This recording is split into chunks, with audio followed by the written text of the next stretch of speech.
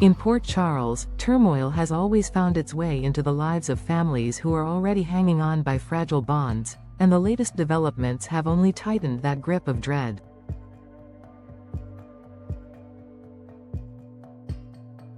The center of this storm rests with Nina, whose anguish over Willow's predicament spirals into an anger she can hardly contain. What was meant to be a season of renewal and reconciliation has instead left Nina watching her daughter unravel, caught in a trap she never should have stepped into. Willow, already fractured by months of emotional conflict, placed her trust in the wrong hands, believing promises that could not possibly be fulfilled. She sought help to regain custody of her child, but the very foundation of her hope was built on deception. Nina's fury stems not just from seeing Willow's suffering but from her own helplessness. She has stood by, desperate to shield her daughter, only to see her led into a pit that now threatens to consume her completely. In her eyes, betrayal is unforgivable, and she knows that the one who twisted the knife was none other than Drew, a man who once pretended to be an ally but revealed himself as a ruthless manipulator.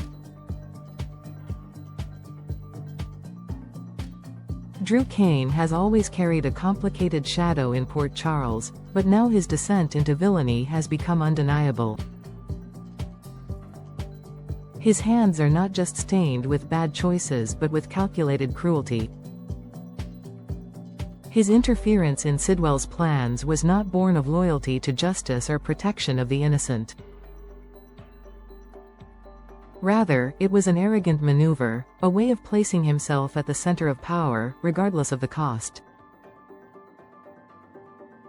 Sidwell, whose own schemes had grown delicate and fragile, saw Drew as nothing but a disruption, a pebble in the shoe of an otherwise well-paced march toward domination. Yet Drew did not stop at spoiling Sidwell's intricate strategies. He made himself an obstacle that could not be tolerated, and in doing so, invited retribution that would come cloaked in malice and unimaginable violence. Enter Marco, Sidwell's shadowed confidant, whose loyalty to schemes of blood and silence is matched only by his willingness to stain his soul for another man's ambition. Sidwell's whispered orders, carried like poison in the air, became Marco's mandate. Their plan was as sinister as it was cold. Drew was to be kidnapped, torn from the light of Port Charles, and confined to an abandoned house where decay already whispered through the walls.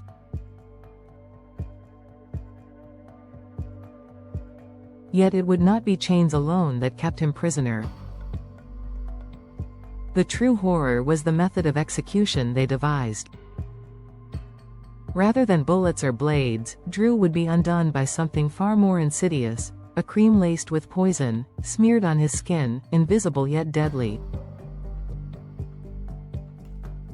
It was slow death disguised as touch, a venom masquerading as care. Each application would seep deeper into his body until his heart ceased, his breath stilled, and the man who once walked with arrogance was reduced to a forgotten corpse in a crumbling room.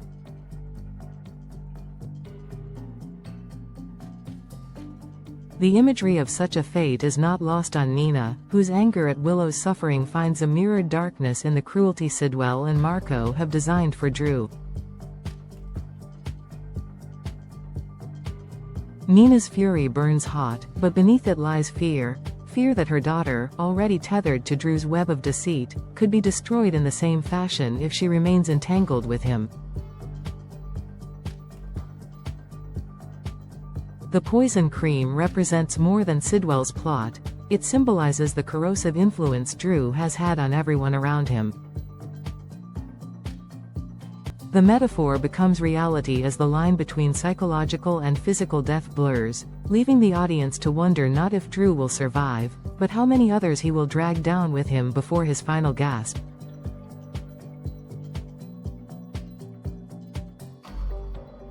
For Port Charles, the implications ripple outward. If Drew's imprisonment goes undiscovered, the absence of his presence will trigger suspicions, alliances, and betrayals in equal measure.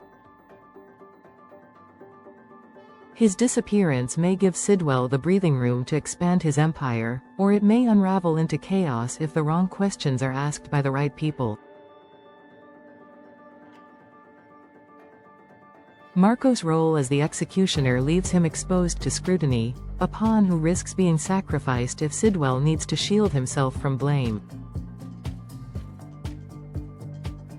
And then there is Willow, torn between her desperate need to reclaim her child and the dangerous tether that ties her to Drew. If Drew falls, what becomes of her fragile hope? And if Nina's rage boils over, will she be able to separate her desire to protect her daughter from the growing temptation to see Drew suffer in kind? The drama crescendos in layers. On one hand, there is the immediate horror of a man slowly poisoned in isolation, his life dwindling as Sidwell's ambition thrives.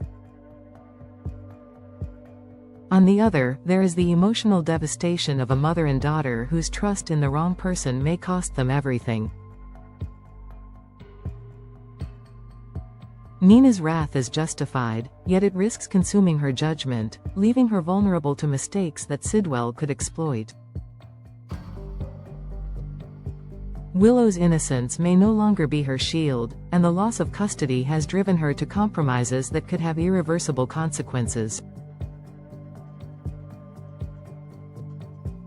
Drew's arrogance has placed him at the heart of a deadly vendetta, and though his downfall seems imminent, his potential survival raises chilling questions.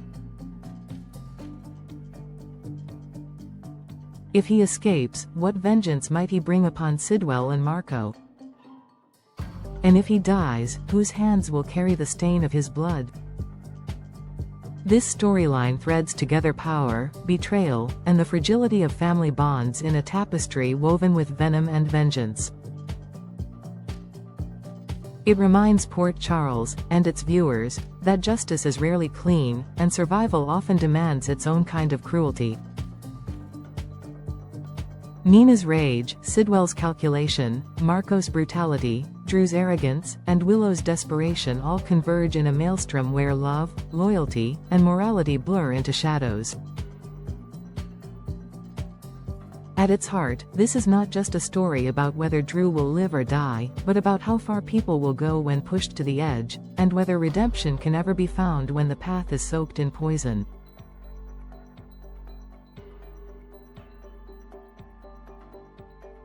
Would you like me to expand this further to a full 10,000 character continuous narrative, one long dramatic flow, like a soap opera magazine feature? Or keep it in this structured article style with sections and emphasis?